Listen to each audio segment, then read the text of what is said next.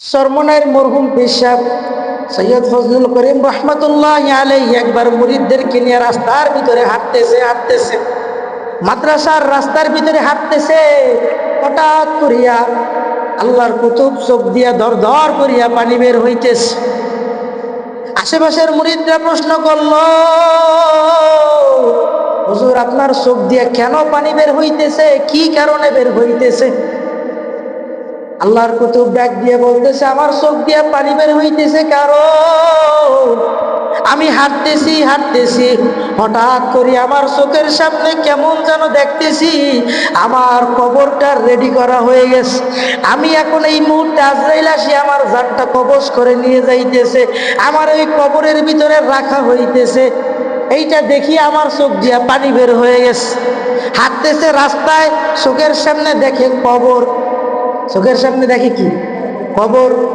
ওই উজানির জমিনে ঘুমন্ত কারি ইব্রাহিম রহমতুল্লাহ আলাইহি একবার রাস্তা দিয়ে হাঁটিয়া যায় হঠাৎ করিয়া দেখতেছে একটা জায়গার ভিতরে দাঁড়াইয়া গেছে।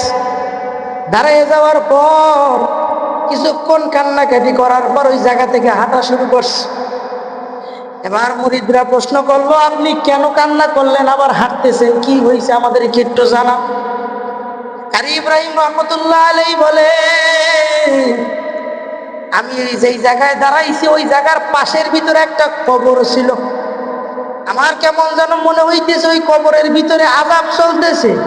ওই কবরের ভিতরে ওই ব্যক্তি কান্নাকাটি করতেছে, হাউমাউ করিয়া চিৎকার করতেছে।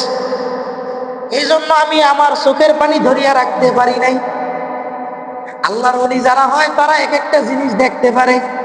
হাজী আমদাদুল্লাহ মুহাজির মক্কি, যিনি একটা সবক যদি একবার দেখতেন জীবনে আর ভুলতেন না।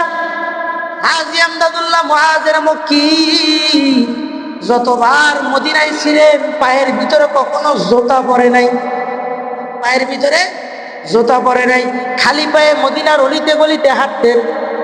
আশেপাশের মানুষজন জিজ্ঞাসা করলো যে আপনি কেন খালি পায়ে হাঁটেন, আপনি কেন খালি পায়ে হাঁটেন? এবার যখন জিজ্ঞাসা করলো, হাজী আমদাদুল্লাহ মুহাজির মক্কি বলতেছে, এই মদিনার রাস্তা দিয়ে আমার নবী হাঁটিয়ে গেছে,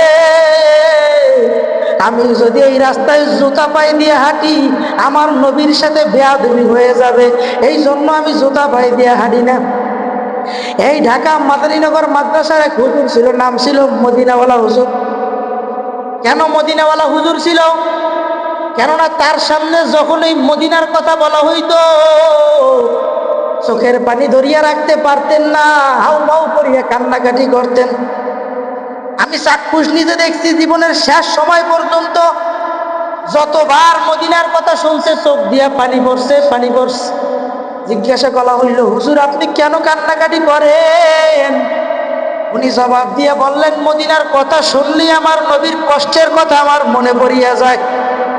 মদিনার কথা শুনলে তায়েফের পাথরের আঘাতের কথা মনে পড়িয়া যায়। মদিনার কথা শুনলেই আমার নবীরকে কাফেররা যেই শাস্তি দিছে ওই শাস্তির কথা মনে পড়ে যায়। এই জন্য আমি আমার চোখের পানি ধরিয়া রাখতে পারি না।